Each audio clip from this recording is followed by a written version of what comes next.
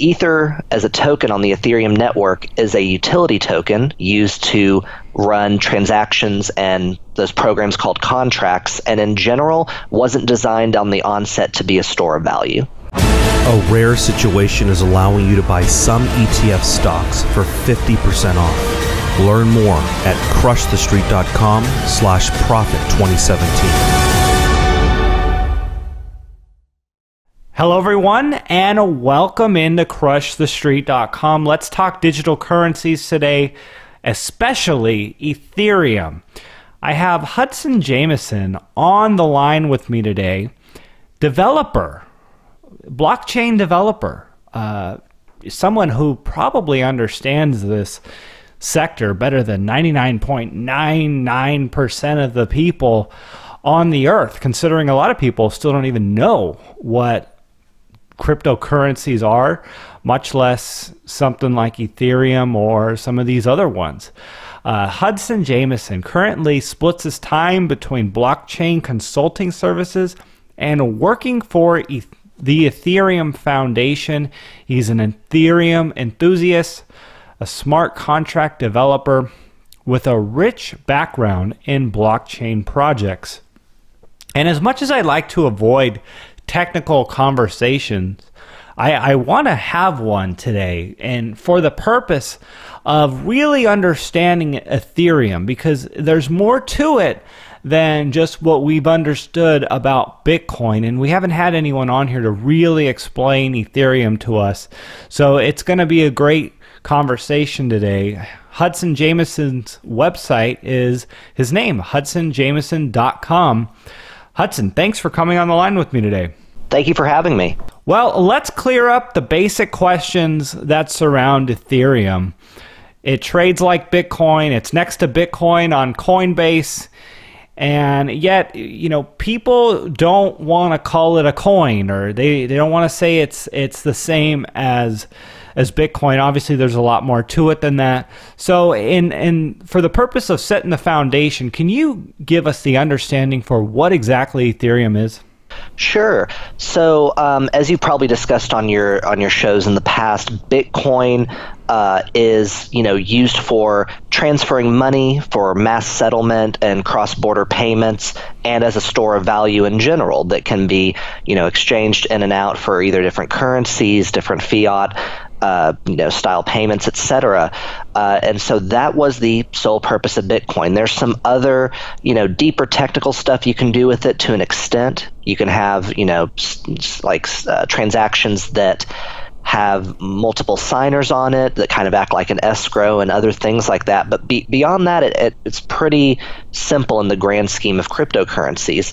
Ethereum was built to be a more general purpose blockchain, and along with that, the Ether token was designed to be less of a store of value and more as a utility that is used to run the network. When you have a blockchain like Ethereum that has actual code on the blockchain that's running, there has to be some type of fuel that runs those programming, those cycles, those pieces of code, because it's a lot more difficult and complex to run pieces of code on a blockchain than to just have the same kind of money sending back and forth that Bitcoin has. So the misconception that a lot of people have is that the Ether is similar to Bitcoin, or even just like Bitcoin, that it's a store of value, when really at its core, Ether is more like oil. You need oil to make gasoline, to run your car, to be used.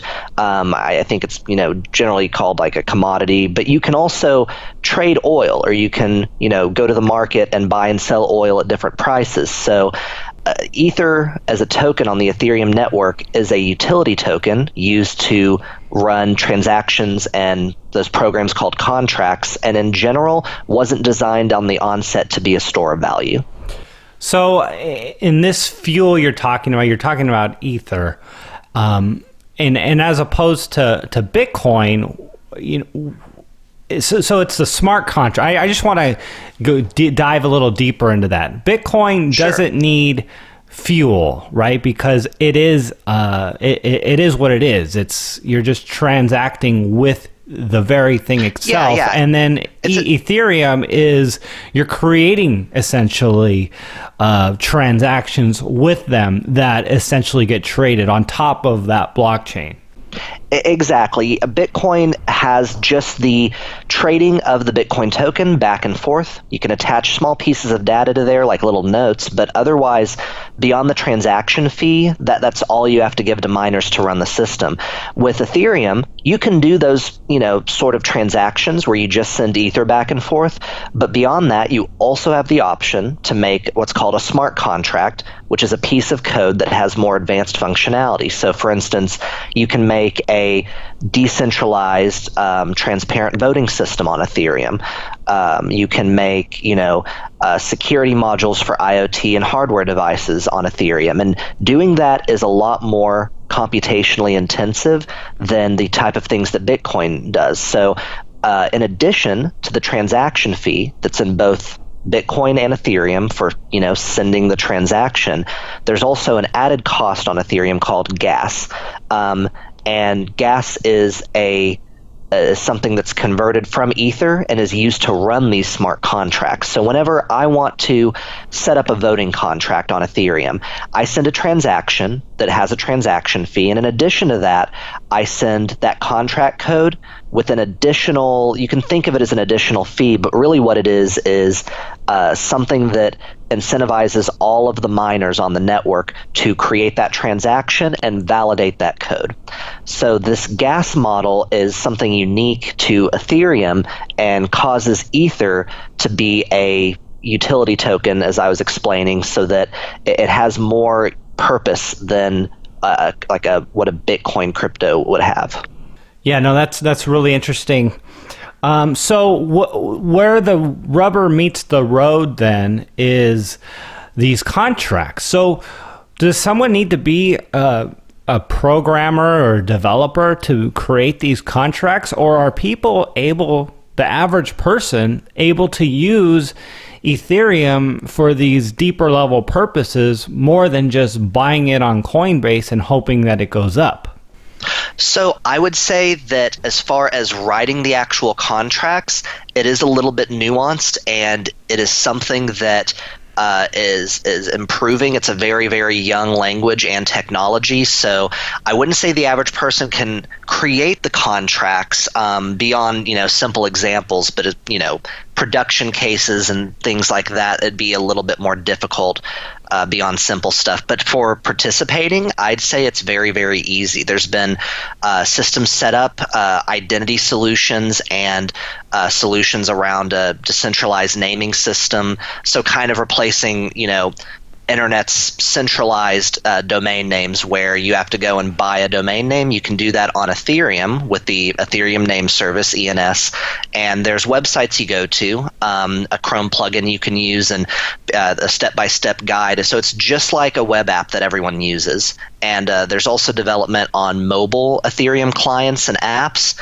so that it makes it real easy for the average person to go on and use it just like they're using anything else that would require a credit card transaction to use, and is seamless and pretty much invisible to the user.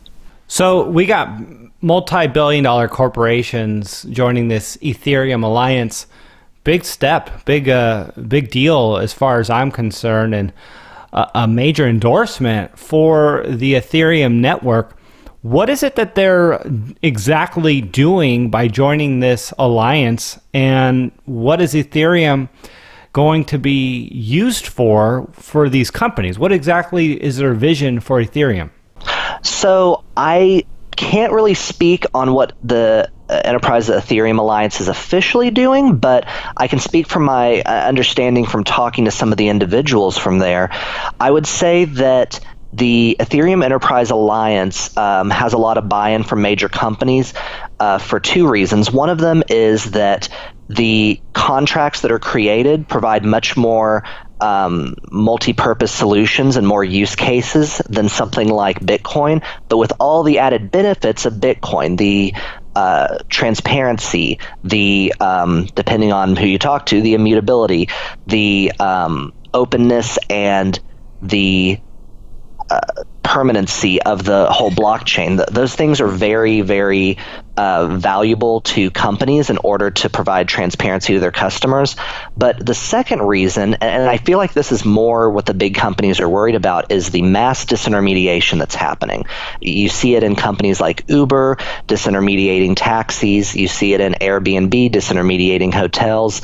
And really, these blockchain systems in general, they're taking out the middleman. And I think these companies should be concerned about that, and that's why they're trying to get on board so that they effectively disintermediate themselves. A lot of them are looking into systems that provide more direct person-to-person access, but they are the ones who are facilitating the building of the system. Same thing with another good example is usage-based insurance. There's no reason for me to, in the future with autonomous cars and self-driving cars, to pay for insurance all the time, even when I'm not in my car. That's not doing anything. I'm basically wasting money. So there's going to be these models of peer-to-peer, decentralized usage-based insurance only when I'm in my car. And that's something that's facilitated much better and easier on a blockchain with the latest technology than on these legacy systems. So the insurance companies and the banking companies that are coming into this space are realizing that if they don't get up to speed on this stuff and they don't implement some things, they're going to get left behind. Hudson, what are some of the unique nuances to how Ethereum is mined? And, from what I understand, apparently Ethereum, the number of coins that can be created is infinite. So, and I know there's some counter arguments to that. What is it? What are some of the unique aspects to Ethereum's foundational core that might be worth people knowing?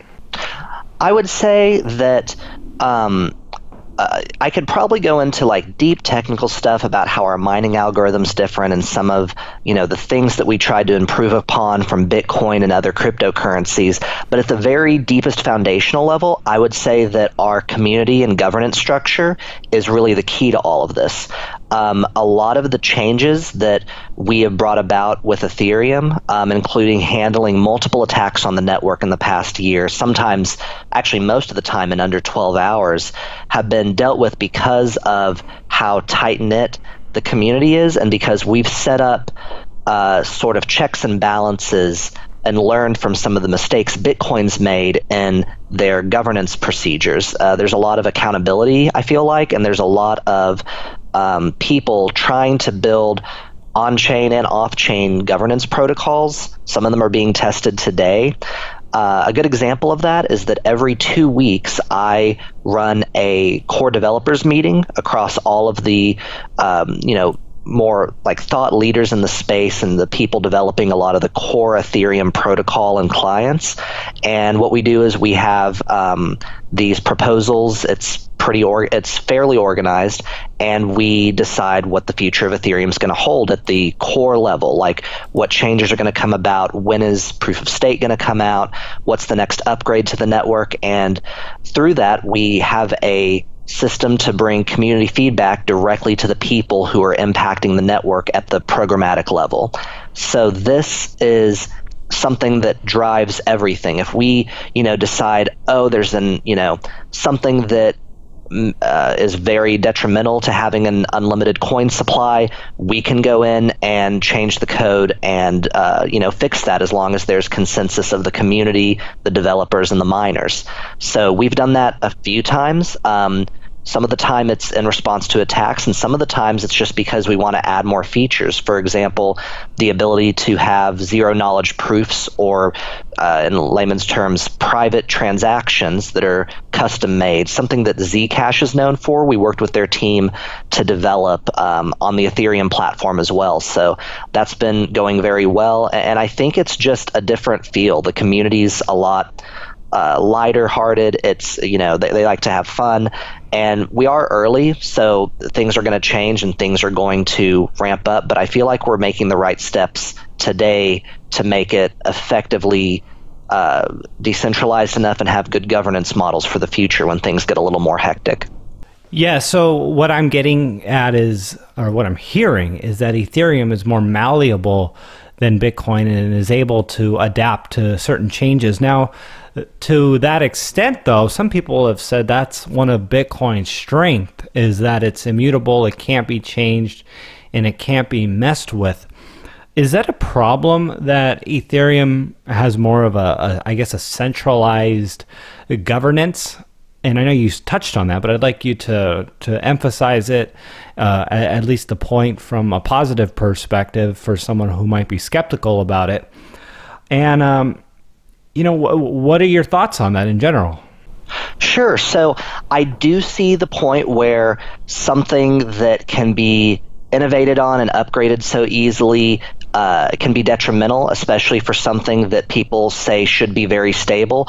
But the fact of the matter is, for all of these cryptocurrencies, this technology has only been around for 5 years. We're basically in the infancy of it, and you can think of it like back to the mid-90s, early 90s, when these technologies were first coming out, and all people could think about is, well, this is just going to be used for email, it's just going to be used between offices and intranets, and then people thought bigger and innovated and pushed the envelope. So I think that Bitcoin and Ethereum both have their place. Bitcoin was the first one. It's used as a store of value and a way to transfer value, potentially cheaply, and I think that it is in a position where it's not going to change as much. But Ethereum was designed from the get-go to be kind of a develop fast and break things. So I feel like we have more, we don't want to break things, but we have more of a philosophy that there is a value with innovating and bringing the latest features to help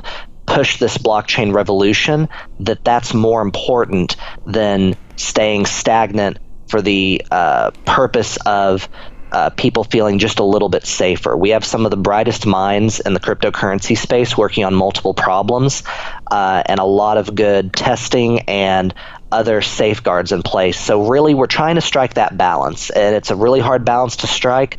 But I'd say if you were to compare the two, Bitcoin's on the conservative end, and we're on the more, I guess, liberal end as far as what we choose to do to upgrade the network.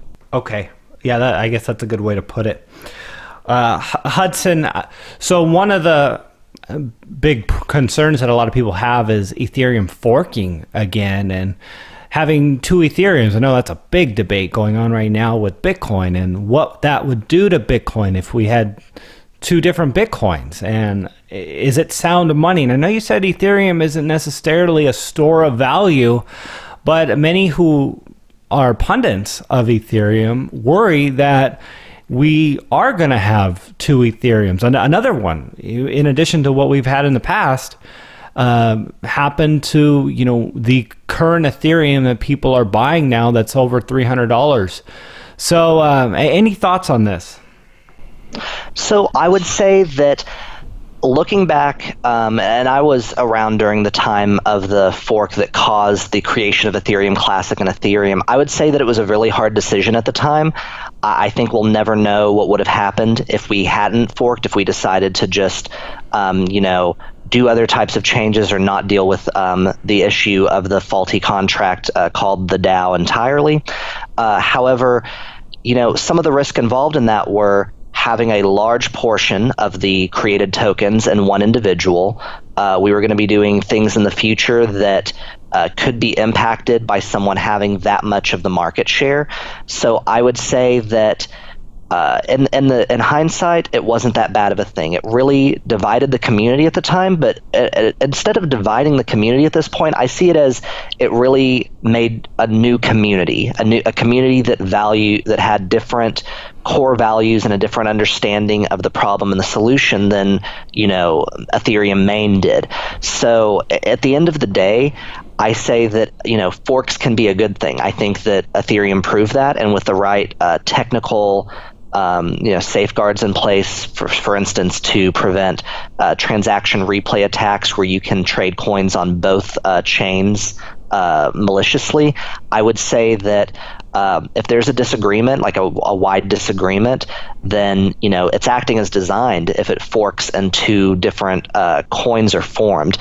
It's, ideal to have Bitcoin stay all, together and be happy and, sit around a campfire and sing songs. But at the end of the day, there's going to be differences. So I think that a proliferation of cryptocurrencies is not a negative thing. And I think that it's going to end up that Bitcoin is going to fork one way or another. I think the opinions are strong enough, and that there is so many hurt egos and hurt feelings amongst the core development teams of Bitcoin.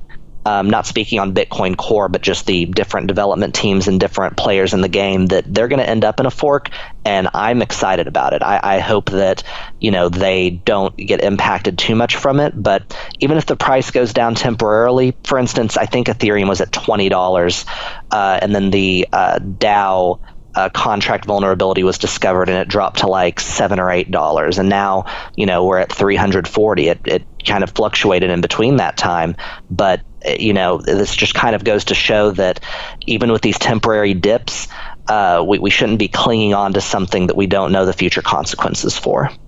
Yeah, that's a valid point to bring up. Well, and then I guess the problem that I see, and I think a lot of people see, is specifically for Bitcoin. Bitcoin is supposed to be digital gold. It's more like money as a store of wealth as opposed to Ethereum. Now, I understand a fork would be essentially progress. It's, hey, people are moving forward, and it's just a change in the protocol, a change in the code. So if people wanted to do that from the sense of technology moving on, I get that. But from the sense of what the average person is buying these digital currencies for as a store of their value, it's almost it seems like a risk for people to be investing in something or buying into something that can do that to them. It's not as safe as, let's say, buying precious metals, which is gold, and it is what it is. And there's really no change to that other than more can be added online and things like that. But for the most part, it's understood as to what the future holds to a large degree. Yeah, and it's unfortunate that something like this in the Bitcoin community could happen. I think it's hard to compare Bitcoin and Ethereum in that sense, because we weren't designed to be a store of value primarily in the first place. As far as Bitcoin goes, I would say that is unfortunate, but that's a reality with this new type of asset class. It's a reality that, unlike something that is physical, that, is unmoving, like you can, check if, precious metals are fake or real, and you can't really develop more, very quickly. I think something like Bitcoin is just a new, type of investment that people have to be very educated on and realize the risk. And if people kind of diversify in different cryptocurrencies, I think there's going to be a net positive benefit. Just like, if you're investing in a stock or a mutual fund or any of that stuff, you don't always go with just one and put all your eggs in one basket.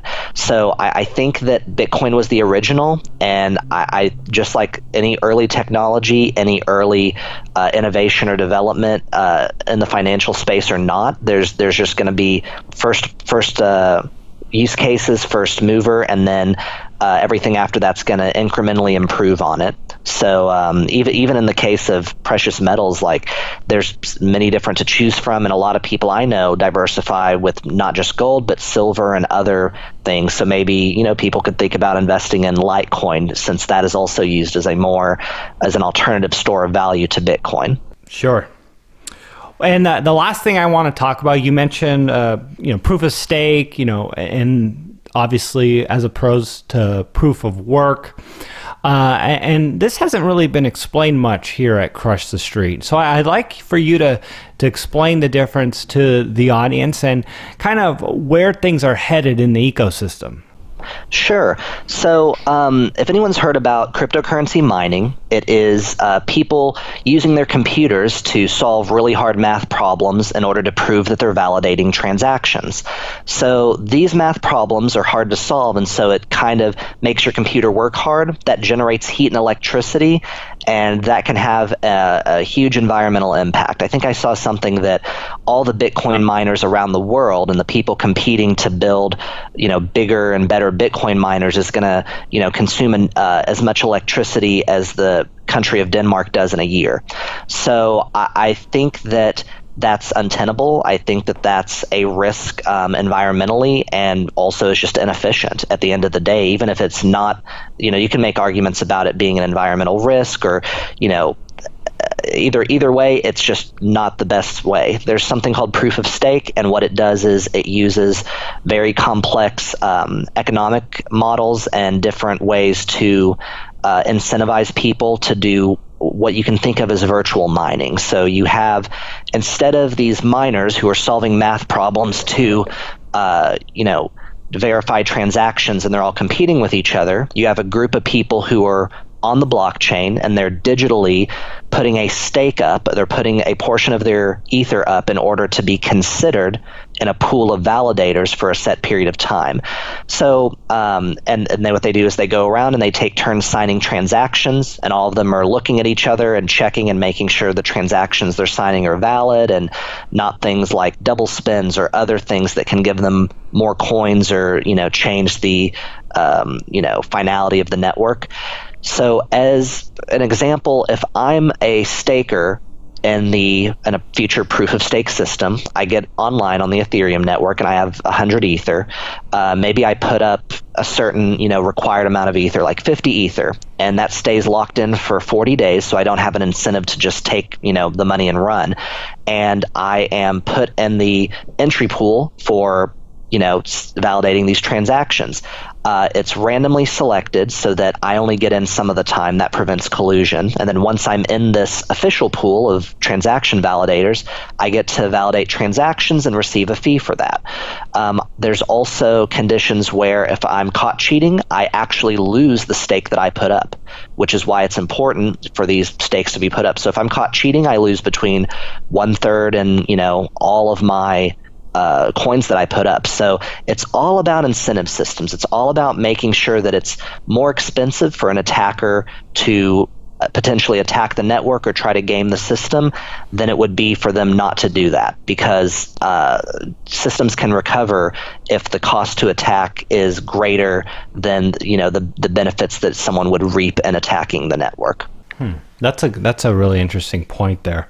And just to be clear, so proof of work, proof of stake, is that has to do with the actual mining, right? Because if you're putting your coins up as a proof of stake and you're receiving a compensation for that, that's going to be part of how new coins come online, correct? Exactly. So whenever you are a staker and you are validating or mining blocks, you could say, it's going to the terminology will eventually change to validating or signing blocks, but for now we'll just say mining blocks. So when these stakers are mining blocks, they do reap a reward from the people sending transactions with transaction fees, and additionally they get they generate blocks and have new coins be put in the ecosystem. But it's worth noting that at this point, we're still in the research phase of proof of stake. We're likely going to start out with a hybrid proof of work, proof of stake model in order to test it out and make sure that we've covered all of our edge cases and that it's safe. And then eventually we will switch over to full proof of stake is the plan. So a lot of this is still a little bit up in the air. Maybe tomorrow we have an excellent research team of at least a couple dozen people that across the ecosystem that are working on these problems. And it might be discovered tomorrow that it's not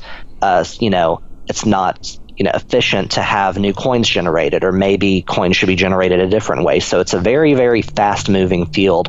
It's hard to keep up with, but that's the exciting part, and I think that's the thing that's going to keep Ethereum on the forefront of digital currency. So what are the immediate concerns for proof of stake that people are saying, hey, I'm not too sure about it? So a lot of it's coming from people who say that this particular type of proof of stake that we're developing, we're generally calling it Casper, that this type of proof of stake is not proven out.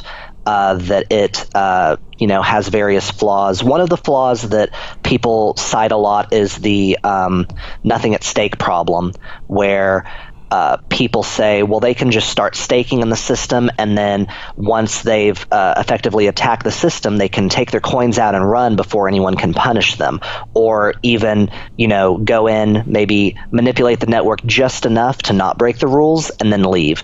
And that period of leaving your coins in the network and having them locked in while you're a staker, even after you leave, is an important thing that we've added in order to prevent that from happening.